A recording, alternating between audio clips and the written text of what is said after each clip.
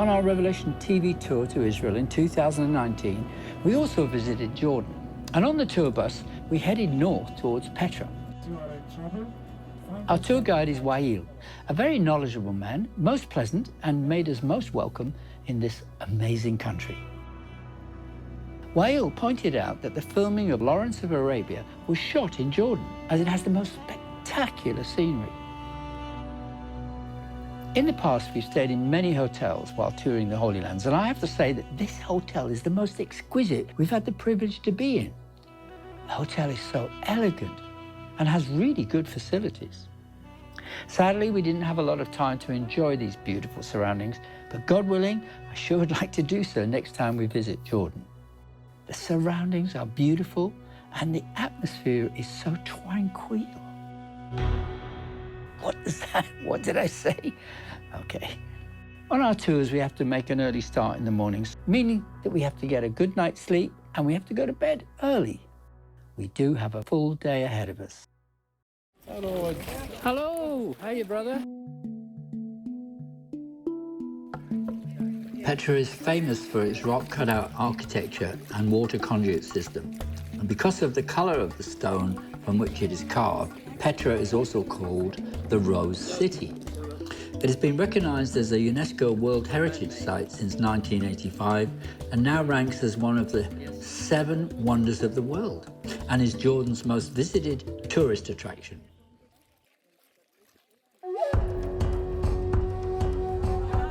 Church without walls?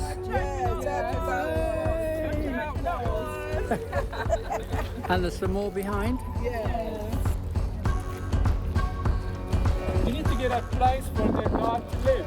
And these were the houses where they lived. It was houses of gods and goddesses.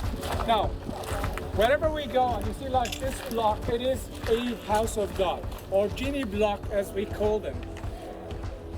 Wael, our tour guide, enlightens us about some of the ancient history, especially about these so-called House of God sites. There are 3 enormous squat monuments known as genie blocks or god blocks. And Dashara, a Nabataean deity whose name means Lord of the Mountain, was widely worshipped in Petra.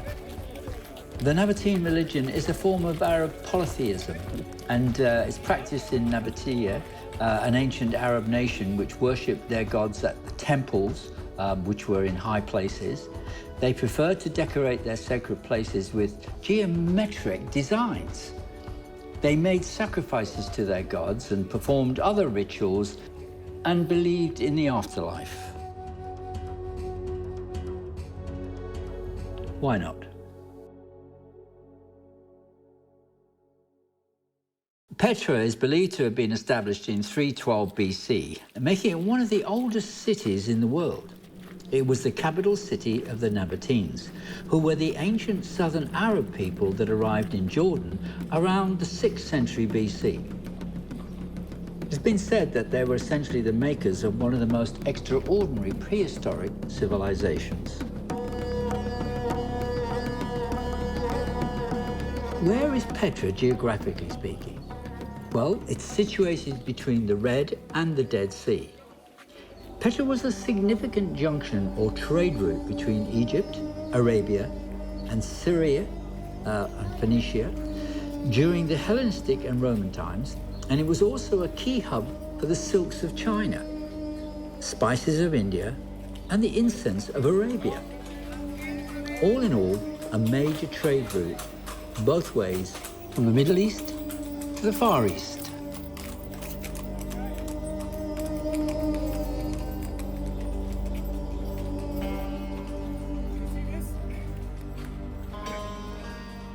As I mentioned earlier, Petra, the city, was the principal city of the ancient Nabataeans and was famous for its trade. It wouldn't have been possible for Petra to exist if it had not been for the water channel system that was constructed to offer storage and supply for its people. As a result, there was apparently enough water to support 30,000 citizens that are believed to have occupied Petra. Quite often, there were flash flooding. It was well directed into these water channels, and it saved the people not only from being flooded, but also it provided water for all of its citizens.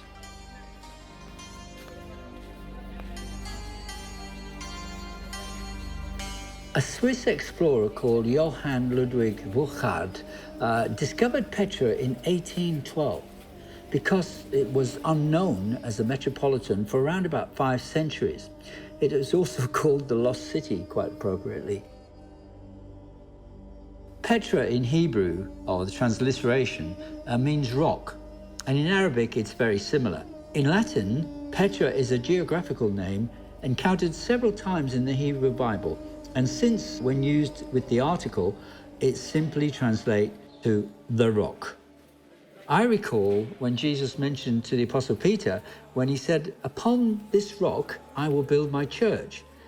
It's recorded in Matthew chapter 16, verse 18. Of course, that took place in Caesarea Philippi in northern Israel.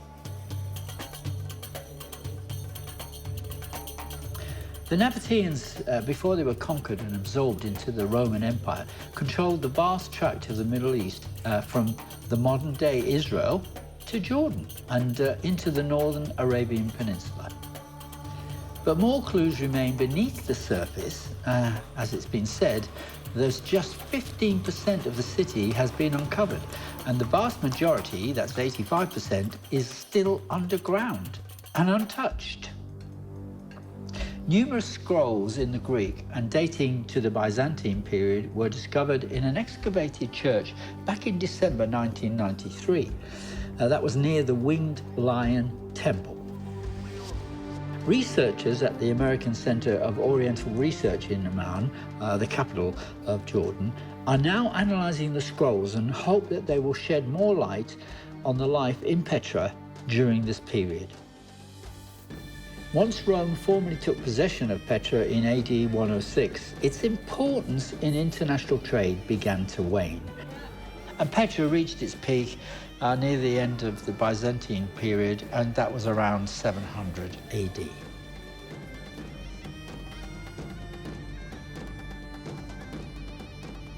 Peeping through the rocks straight ahead of us is Petra's jewel in the crown, the treasury.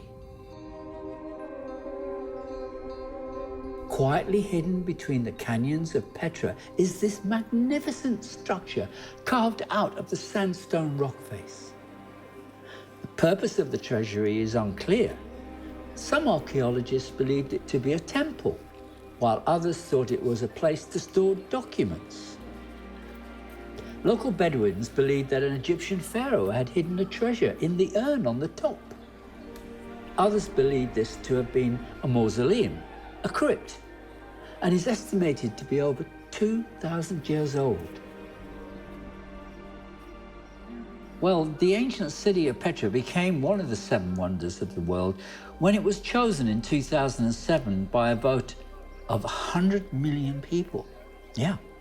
The city's carved rose-red sandstone rock facades, tombs and temples became known around the world with its appearance in Indiana Jones, that's the film, remember? And The Last Crusade, back in 1989.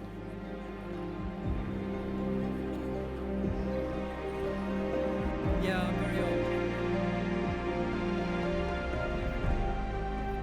Most of these dear people rely on tourism, and now because of the global pandemic, they have lost their way of making a living. Please remember to pray for them, and especially Wael, our tour guide, whom we became very fond of. I've kept in contact with Wael, and he has shared with me just how devastating it has been for him and his family, and for so many others in Jordan, as it also has been for most of us across the world.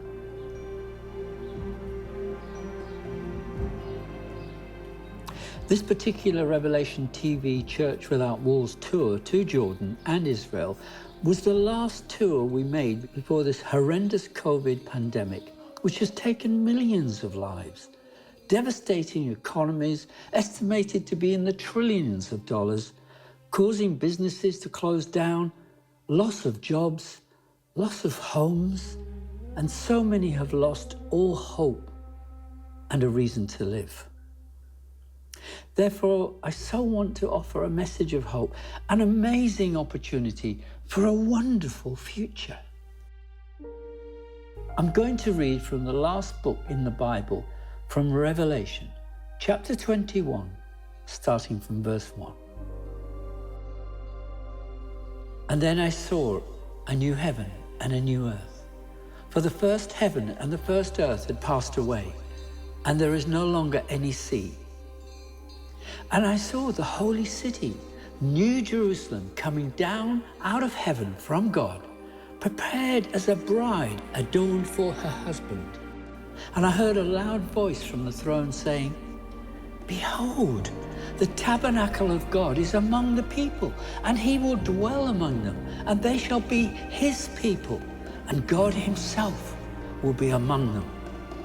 And he will wipe away every tear from their eyes, and there will no longer be any death. There will no longer be any mourning or crying or pain. The first things or the former things have passed away.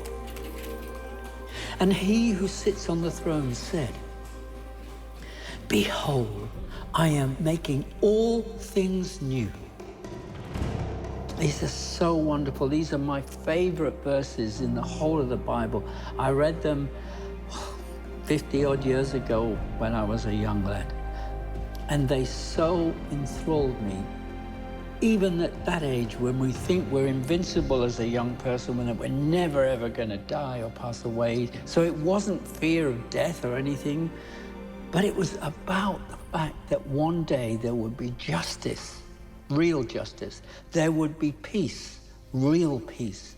There will be people who will have such a wonderful life, living in eternity, without the problems that this life brings. And I hope this message goes deep into your spirit and gives you the hope for the future that we all need right now. God bless you all.